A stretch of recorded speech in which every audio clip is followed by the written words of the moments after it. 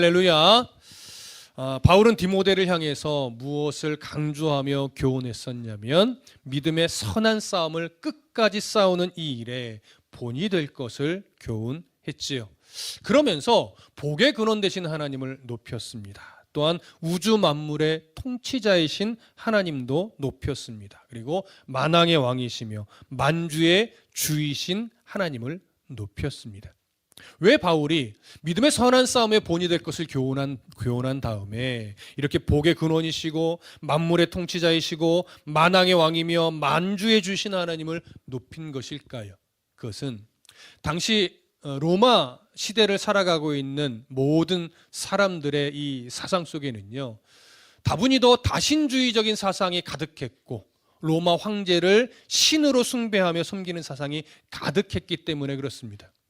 그러나 이 세상의 진정한 통치자요 주권자요 만물을 움직이시는 분은 그런 우상들도 아니고 로마의 황제도 아니고 오직 누구밖에 없어요? 여호와 하나님밖에 없기 때문에 그렇습니다. 그래서 그 하나님을 높이는 거예요. 로마 황제를 높이지 않고 여러 우상들을 높이는 것이 아니고 오직 만군의 주여 만왕의 왕이신 우리 여호와 하나님만을 높이는 것이죠. 그런데 이렇게 하나님을 높인 이유가 또 있어요. 그것은 뭐냐면 이제 바울의 시선 속에서는 곧 기독교에 대한 박해가 이제 강력하게 시작이 될 것이 보였기 때문에 그렇습니다. 여러분, 로마 제국 하에서 세상이 가지고 있는 가치관과 그리스도인이 말씀 안에서 갖고 있는 가치관은 충돌될 수밖에 없습니다. 그 충돌을 견디며 하나님 나라의 백성으로 살아갈 수 있는 힘은 어디서 나오냐면 정말 우주 만물의 진정한 통치자가 누구냐를 정확하게 알 때예요. 그리고 우리의 소망이 정말 어디에 있는가를 분명하게 알 때 그 충돌을 견디며 믿음을 타협하지 않고 끝까지 이 신앙을 지킬 수 있기 때문입니다. 그래서 바울은 디모데를 향해서 교훈하는 거예요. 네가 먼저 믿음의 싸움의 본이 되어야 함이 마땅하며 모든 성도들을 가르칠 때 만왕의 왕이며 만주해 주신 그 하나님을 바르게 가르쳐야 이 험한 세상을 살아가는 성도들이 믿음을 타협하거나 포기하지 않고 끝까지 견디며 하나님 나라의 소망을 두고 살아갈 수 있는 것이다. 그러니 너부터 바르게 이 씨름을 싸워내고 그리고 성도들도 바르게 가르쳐야 한다. 이것을 강조한 거죠. 그러면서 하나 덧붙인 게 뭐예요? 예수 그리스도는 반드시 곧 이 땅에 다시 오신다는 거죠. 그럼 예수님이 이 땅에 곧 오실 터이니 우리가 믿음의 선한 싸움이 힘들다고 피할 수 있는 문제가 아니라는 거예요. 끝까지 그 믿음의 선한 싸움은 싸워야만 하는 것이고 믿음을 분명하게 가지고 있는 성도라면 이 싸움을 기꺼이 싸울 수 있게 된다는 것, 이것을 강조한 거죠. 자, 이제 바울은요, 이제 중요한 강조점을 거의 다 했어요. 이제 마지막 권면과 마지막 당부를 하면서 이제 디모데 전서를 마무리합니다. 그래서 오늘은 이제 30번째로 디모데 전서 강해가 끝나는 날이에요. 자, 6장 17절부터 19절을 우리 다시 한번 읽겠습니다. 17절부터 19절. 자, 시작. 네가 이 세대에서 부한 자들을 명하여 마음을 높이지 말고 정함이 없는 재물에 소망을 두지 말고 오직 우리에게 모든 것을 후히 주사 누리게 하시는 하나님께 두며 선을 행하고 선한 사업을 많이 하고 나누어 주기를 좋아하며 너그러운 자가 되게 하라. 이것이 장래에 자기를 위하여 좋은 터를 쌓아 참된 생명을 취하는 것이니라. 아멘. 바울이 이 마지막 권면의 대상을 누구로 이야기를 합니까? 바로 이 세대에서 부한 자들이에요. 이들에게 명하라는 것은 이들에게 바르게 가르칠 내용이 있다는 거죠. 그럼 이 세대의 부한 자들이 누구일까요? 바로 에베소 교회 공동체 안에 있는, 말하자면 물질적으로 부자인 성도들을 말합니다. 부자인 성도들. 근데 왜 에베소 교회 공동체 안에서만큼은 이 부자들에 대한 권면이 있을까요? 에베소라는 지역은 아시다시피 무역과 상업이 매우 발달한 곳이었어요. 그러다 보니까 에베소 교회 공동체 안에도 꽤 다른 지역에 세워진 교회들보다 부자들이 많이 있었습니다. 그래서 이 부자들에게 이제 중요한 권면을 해야 되는데, 이 부자들이 나름 에베소 교회 안에 뭘 갖고 있겠어요? 영향력을 갖고 있죠. 근데 그 영향력이 부정적인 영향력을 끼치면 교회 공동체가 올바르게 세워지는데 도움이 되지 않습니다. 그러다 보니까 에베소 교회를 향한 이 권면에서만큼은 부한 자들에 대한, 부자인 성도들에 대한 권면이 들어가는 거죠. 자, 그러면 바울이 에베소 교회 공동체 안에 있는 부자인 성도들을 향해서 몇 가지 권면을 하는데, 그중에 첫 번째가 뭐냐? 바로 마음을 높이지 말도록 가르치라는 거예요. 부자인 성도들이 마음을 높이지 말도록. 그럼 마음을 높인다는 게 뭐예요? 사실은 교만한 생각을 하고 교만한 행동을 하고 어떤 자기 자랑을 하면서 자기를 자꾸 드러내려고 하면서 교회에 자기의 영향력을 끼치려고 하는 이런 모습들을 말하는 거죠. 근데 왜 이렇게 되냐면, 이게 재물이라는 거, 물질이라고 하는 것이 가지고 있는 어떤 부정적인 영향력 때문에 그래요. 이상하게 물질이라고 하는 것은요, 사람 안에서 어떤 부정적인 영향력을 자꾸 발휘하려고 하냐면 교만한 생각을 자꾸 하게 해요. 그런 영향력을 끼쳐요. 뿐만 아니라 이 물질이라고 하는 것은요, 교만한 행동을 하게 만드는데, 왜 행동을 하게 만드냐면 자기 자신을 굉장히 대단한 사람처럼 오해하게 만들어요. 물질이라고 하는 것이 우리 안에서 어떤 부정적인 영향력을 끼칠 때는 가난한 자를 좀 얕보게 만드는 영향을 끼치고, 자기 자신은 굉장히 대단한 사람이 된 것처럼 착각하게 만드는 그런 부정적인 영향력을 끼친단 말이죠. 그래서 바울은 그 물질로 인해서 이런 부정적인 영향을 받아 교회 공동체 안에서 교만한 말과 교만한 행동을 하지 않도록 그 부자인 성도들을 바르게 가르치라고 명령한 거예요. 근데 이런 부자들이 교만한 마음을 품지 않도록 가르치라고 하는 것은 이미 신명기에서부터 하나님이 강조해 오셨어요. 그 부분 우리가 좀 한번 확인해 볼까요? 구약성경 신명기 8장으로 가봅니다. 민수기 다음에 신명기 8장 11절부터 18절까지 우리 함께 봅니다. 신명기 8장 11절부터 18절까지 우리 천천히 함께 읽겠습니다. 11절부터 18절. 자, 찾으셨으면 함께 읽습니다. 시작. 내가 오늘 네게 명하는 여호와의 명령과 법도와 규례를 지키지 아니하고 네 하나님 여호와를 잊어버리지 않도록 삼갈지어다. 네가 먹어서 배부르고 아름다운 집을 짓고 거주하게 되며 또 네 소와 양이 번성하며 네 은금이 증식되며 네 소유가 다 풍부하게 될 때에 네 마음이 교만하여 네 하나님 여호와를 잊어버릴까 염려하노라. 여호와는 너를 애굽 땅 종되었던 집에서 이끌어내시고 너를 인도하여 그 광대하고 위험한 광야 곧 불뱀과 전갈이 있고 물이 없는 간조한 땅을 지나게 하셨으며 또 너를 위하여 단단한 반석에서 물을 내셨으며 네 조상들도 알지 못하던 만나를 광야에서 네게 먹이셨나니 이는 다 너를 낮추시며 너를 시험하사 마침내 네게 복을 주려 하심이었느니라. 그러나 네가 마음에 이르기를 내 능력과 내 손의 힘으로 내가 이 재물을 얻었다 말할 것이라. 네 하나님 여호와를 기억하라. 그가 네게 재물 얻을 능력을 주셨음이라. 이같이 하심은 네 조상들에게 맹세하신 언약을 오늘과 같이 이루려 하심이니라. 아멘. 자, 여기서 하나님이 뭘 강조해요? 이스라엘을 애굽에서 나오게 하며 광야에서 그들의 삶을 책임지고 공급하며 안전하게 지켜내신 것이 오직 누구의 힘이래요? 오직 하나님의 힘이래요. 하나님의 은혜였대요. 그런데 조금 시간이 지나서 이제 가축들이 늘어나고 은금이 풍부해지며 조금 풍요로워지니까 이제 그들의 생각에 이제 그 소유로 인해 교만한 마음이 생기는데, 어떤 교만한 생각이에요? 이 모든 풍요가 내 노력으로, 내 능력으로, 내 손으로 이룬 일이구나, 이런 생각을 하게 된다는 거예요. 그거 교만이라고 지금 하나님이 지적하는 거죠. 그래서 하나님이 정확하게 18절에서 뭘 이야기합니까? 네 하나님 여호와를 기억하라. 그가 네게 재물 얻을 뭘 주셨다? 능력을 주신 것이다. 이걸 잊지 말라는 거예요. 재물을 얻을 수 있도록 건강을 주셨고, 재물을 얻을 수 있도록 지혜를 주셨고, 재물을 얻을 수 있도록 상황을 주셨다.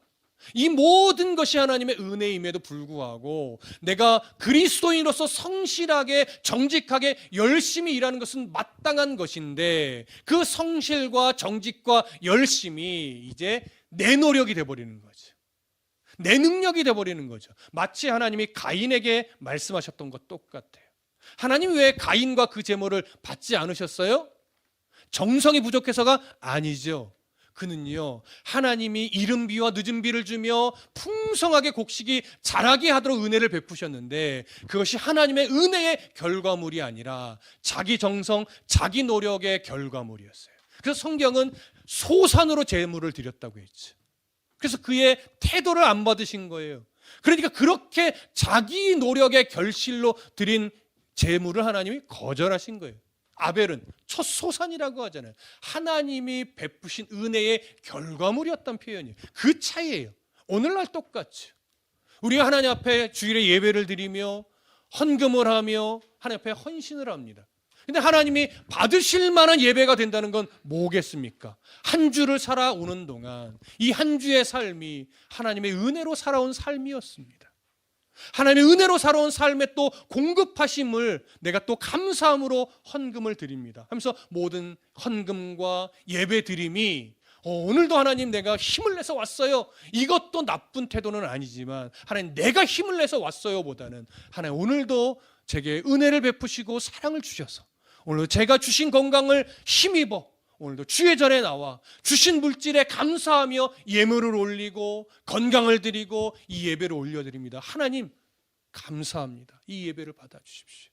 이런 태도로 예배를 드리고 말씀을 듣고 헌금을 하고 또 헌신을 해야 그 모든 것이 하나님이 받으실 만한 것이 되는 거예요.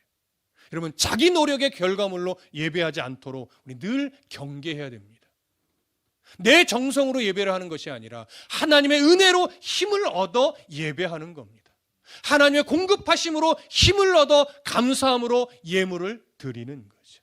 하나님 주신 지혜를 가지고 감사함으로 교회에서 찬양팀으로, 교사로, 또 여러 봉사자로 하나님 앞에 섬김의 본을 보이는 거예요. 내 헌신이 아닙니다, 여러분.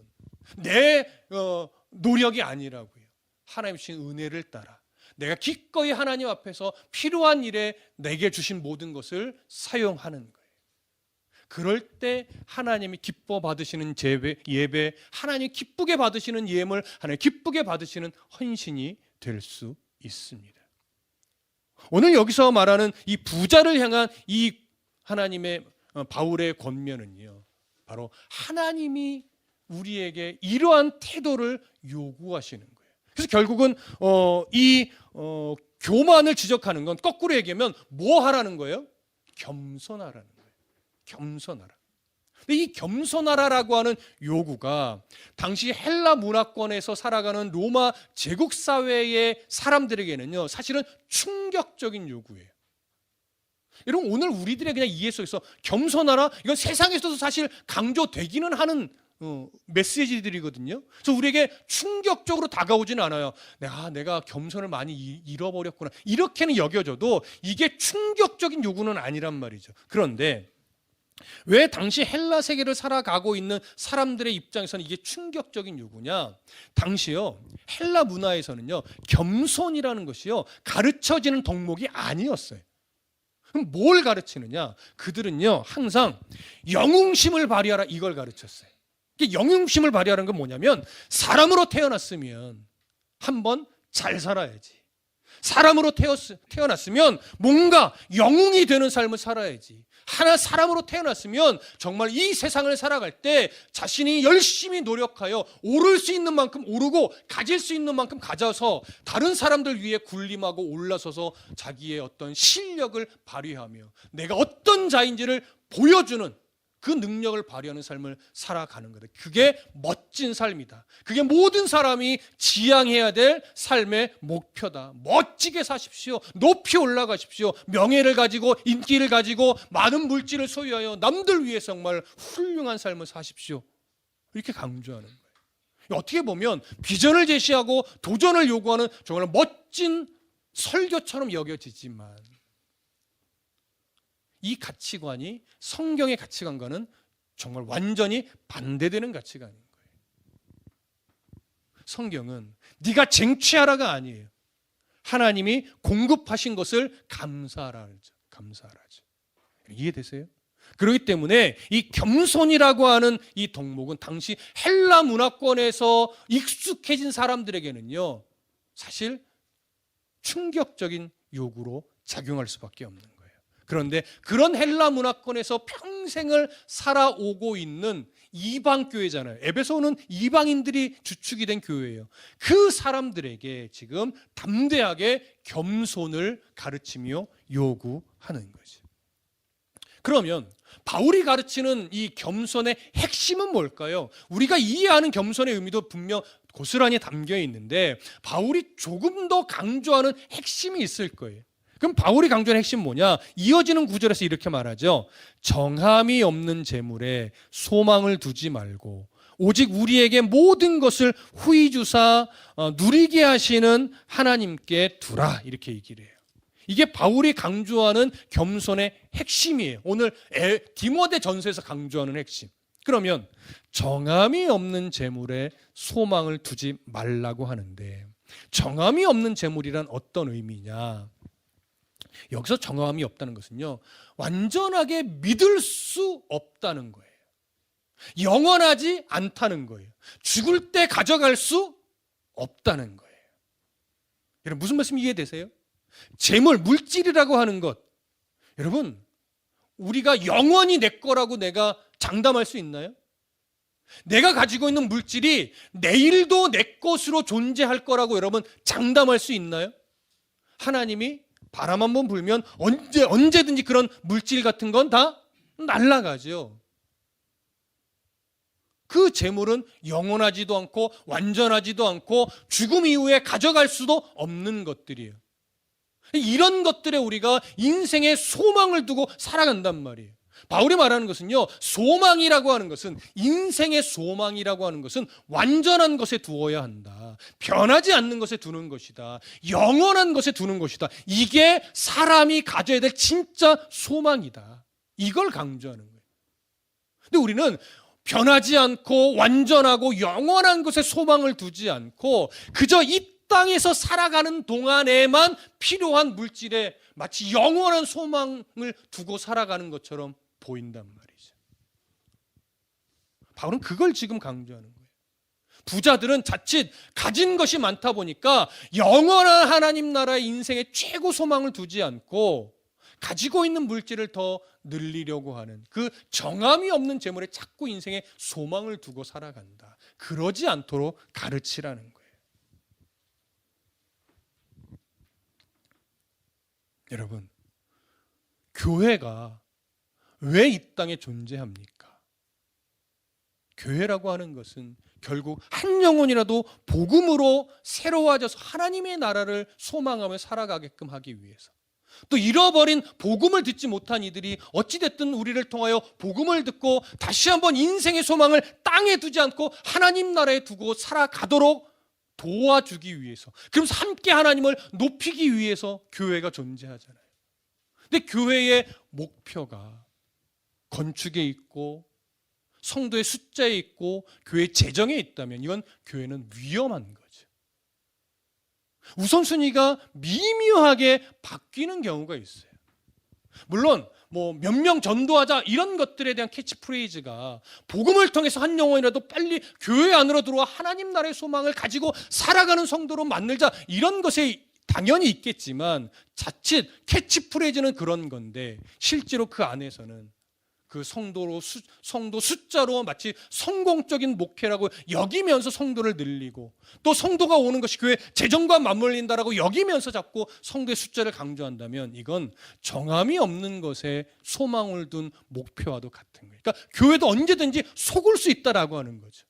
그래서 바르게 목표를 세우고 바르게 그 목표를 향해 나아가야 하는데, 자칫 교회도 세상과 구별된 것처럼 보이지만 세상이 말하고 하는 그 가치가 앞서서 그런 것이 목표가 되는 경우가 종종 있어요. 그러니까 우리가 그러지 않으려고 조심하는 거죠.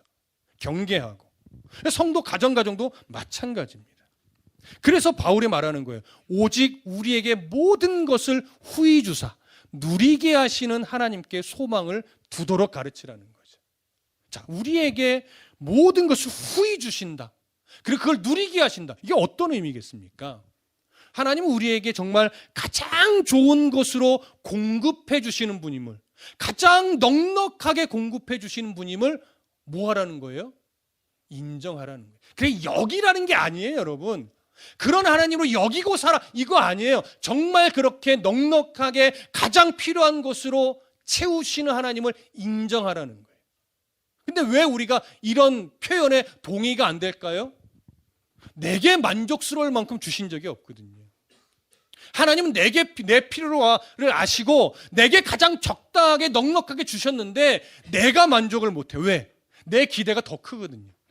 하나님이 나를 더 잘 아셔서 나에게 가장 적당하게 주셨는데 나는 거기에 만족이 안 되는 거예요.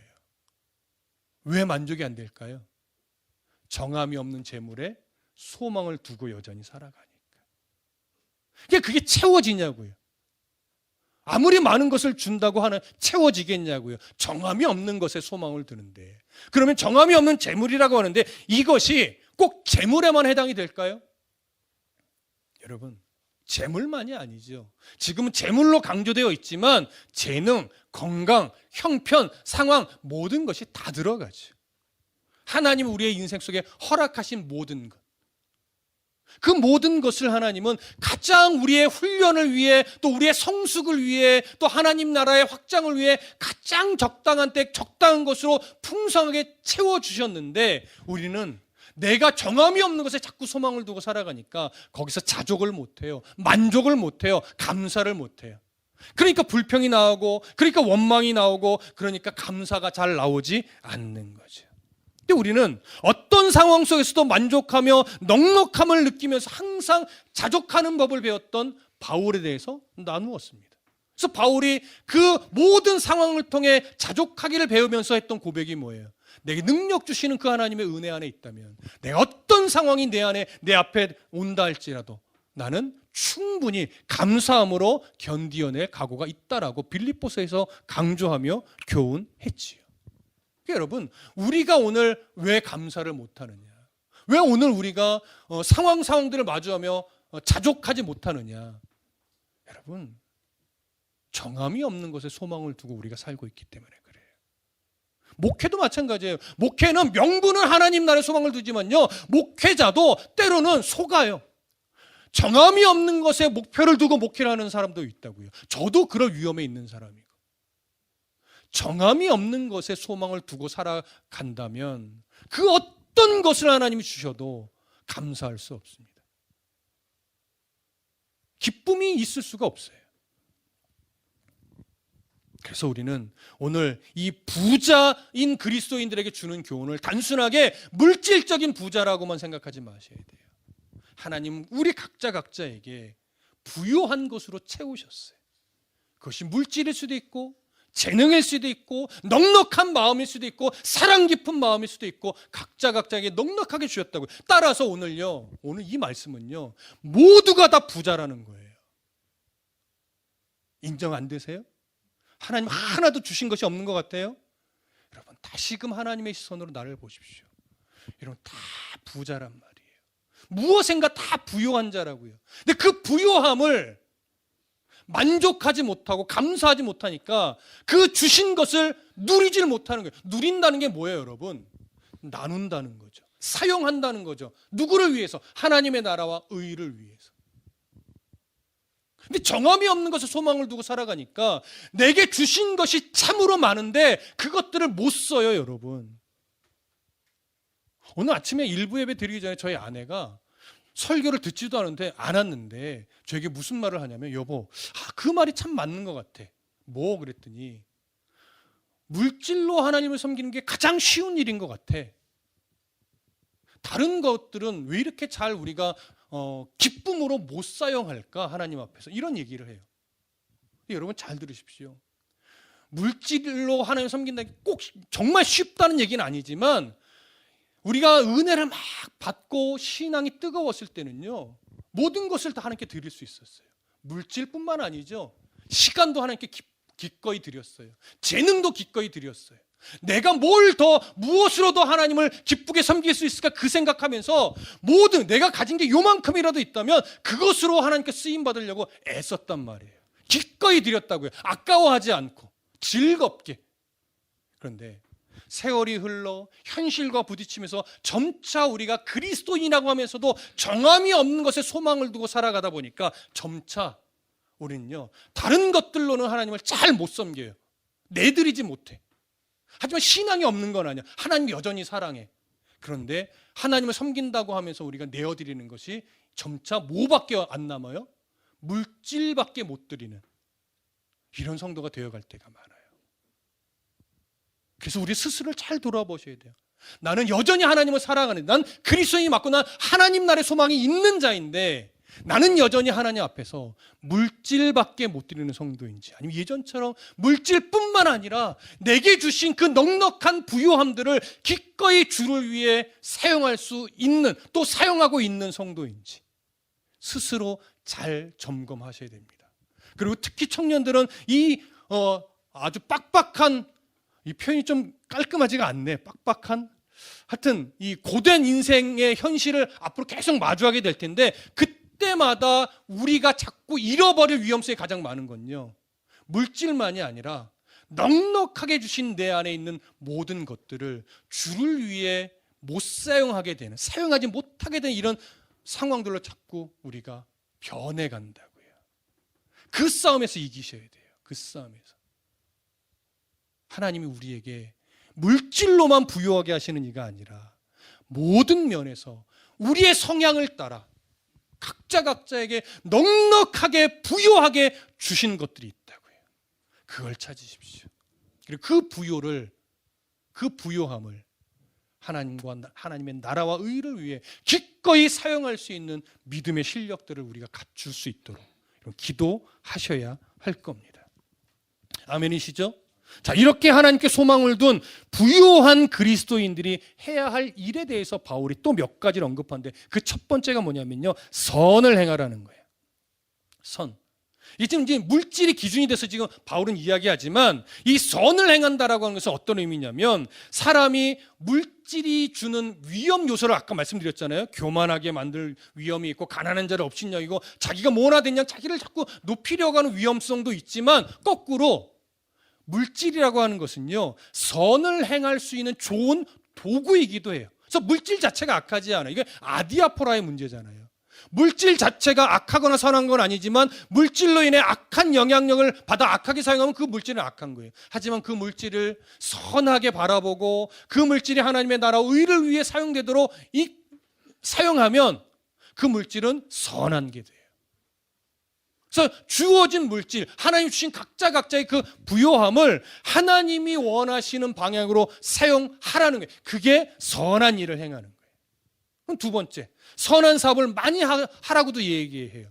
이건 앞에 선한 일을 행하는 것과 사실 맥락은 같은데, 선한 일을 행한다는 것은 개인적인 태도와 방향성이라면 선한 사업을 많이 하라는 것은요, 함께 선한 일을 도모하라는 거예요. 함께 공동체적으로. 그래서 그 선한 일을 또 도모할 때 마음을 내어주고 또는 협력하고 또는 지원하는 이런 일들을 포함해요. 그러니까 맥은 같아요. 초점만 약간 다를 뿐이죠. 세 번째로 말하는 건 뭐예요? 나누어 주기를 좋아하래요. 이게 뭘까요? 가난한 자를 무시하는 것이 아니라 관대하게 기꺼이 즐겁게 베풀어 주라는 거죠. 선을 행할 때 억지나 인색함으로 하지 않고 즐거운 마음으로 하나님이 주신 것을 하나님의 뜻 안에서 나눈다라고 하는 넉넉함으로 하라는 거예요. 대표적인 예는 어디서 우리가 찾게 됩니까? 초대교회 때 예루살렘에서 오순절 성령 강림이 일어났을 때죠.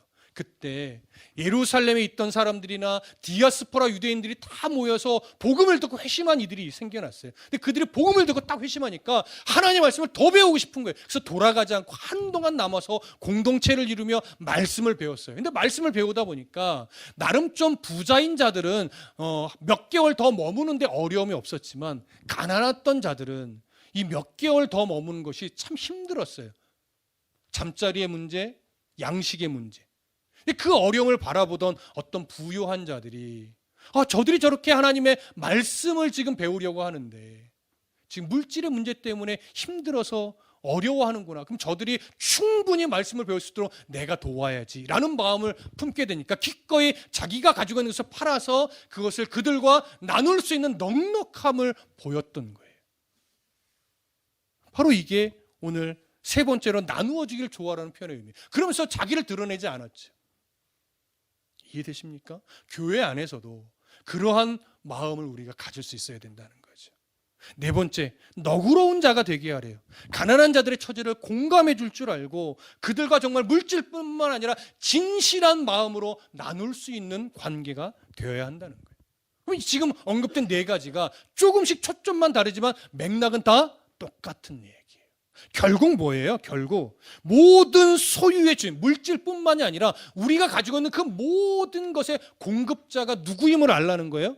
하나님이란 사실을 알라는 거예요.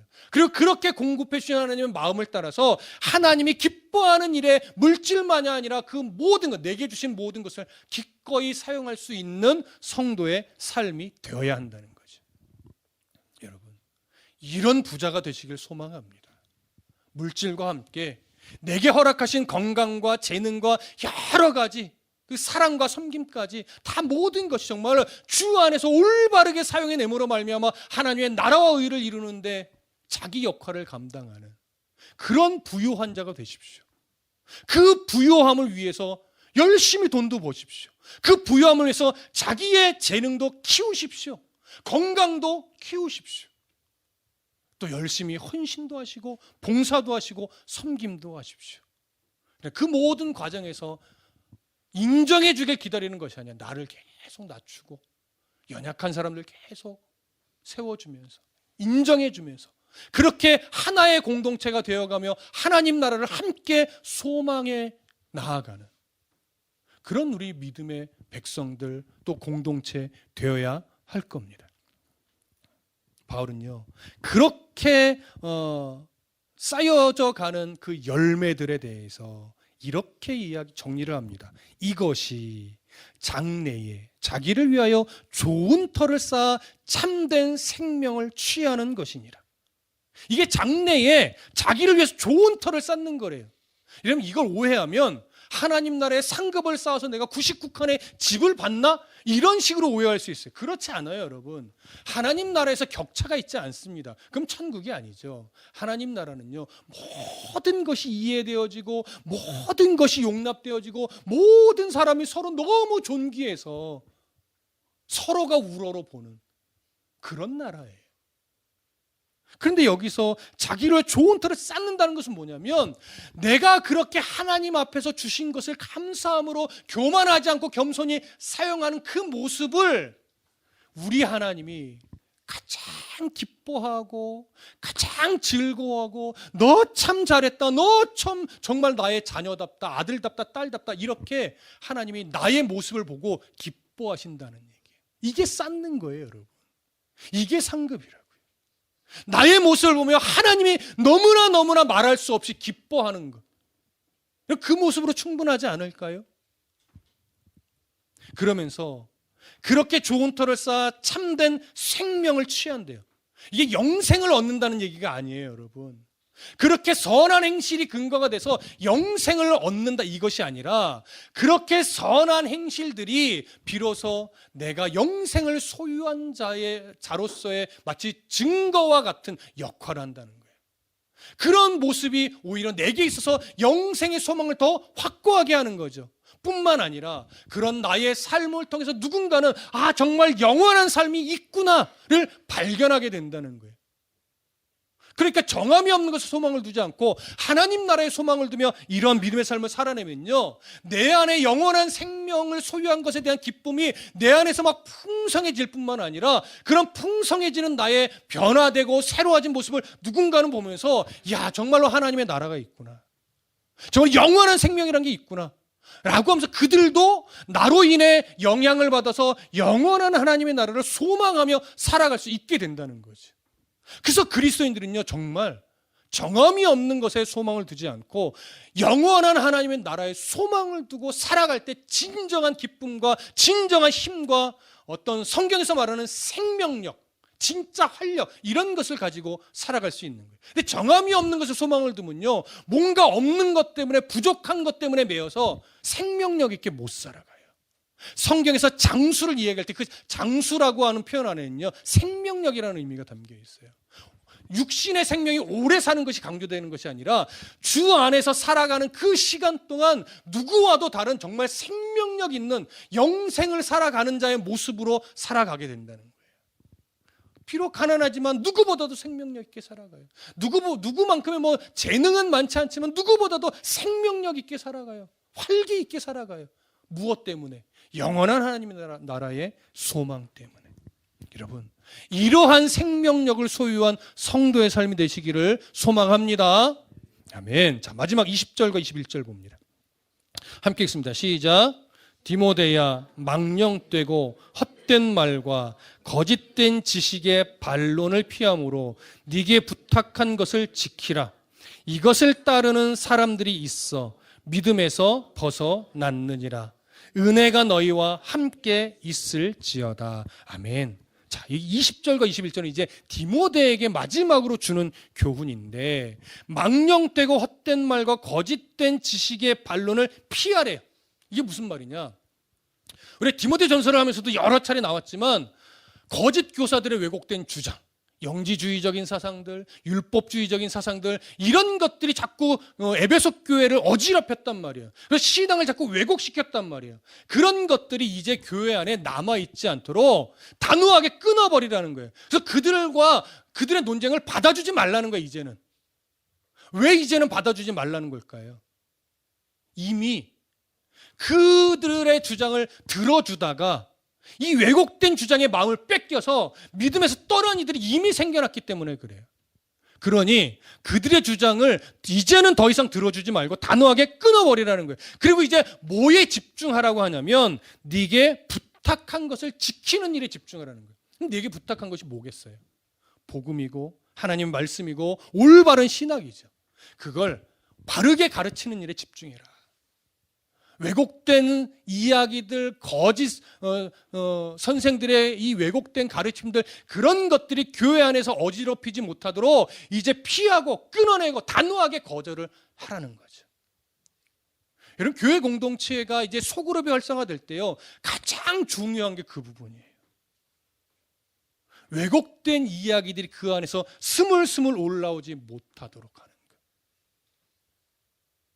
제 주변에 그렇게 소그룹이 만들어졌다가 거기서 이상한 걸 듣고 와서 그 목회자의 가지고 있는 신앙과 신학과 전혀 다른 엉뚱한 이야기들을 하면서 교회 분란을 일으키고 쪼개지는 경우를 종종 봐요. 특히 사이비 이단들이 그런 짓을 많이 하죠. 근데 그 사이비 이단은 아님에도 불구하고 다른 데서 이상한 걸 듣고 그 이상한 걸 자꾸 그럴듯하게 이야기하면서 뭔가 교회 안에 하나가 되지 못하게 만드는 일들을 하는 이들이 있어요. 의도했든 의도하지 않든. 그런 것들은 우리가 앞으로 소그룹이 활성화될 때요, 각자가 단호하게 그것들을 분별해서 끊어내야 돼요. 그래야 교회가 계속 건강해집니다. 이해되시죠? 그 시선을 바울 디모데에게 놓치지 말라고 말하는 거예요. 그래서 너에게 맡겨주신 이 바르게 가르치는 역할에 너 최선을 다해라. 이렇게 교훈하고 나서 마지막에 은혜가 너희와 함께 있을지어다, 이렇게 축복을 합니다. 여러분, 오늘 바울이 디모데를 통해서 마지막으로 교훈한 것은 바로 이거였어요. 네게 부탁한 것을 지키라. 오늘 저와 여러분들의 삶 안에 말씀으로 하나님이 우리에게 가르쳐 주신 것, 부탁한 것, 또 믿음의 선한 싸움을 싸우는 일에 최선을 다하라고 교훈한 것, 이런 것들을 가슴에 잘 새기시고 왜곡된 소리에 마음을 뺏기지 말고 하나님이 우리에게 말씀을 통해 부탁한 모든 것을 끝까지 지켜나가는 일에 승리하시기를 소망하고 축복합니다. 기도하겠습니다.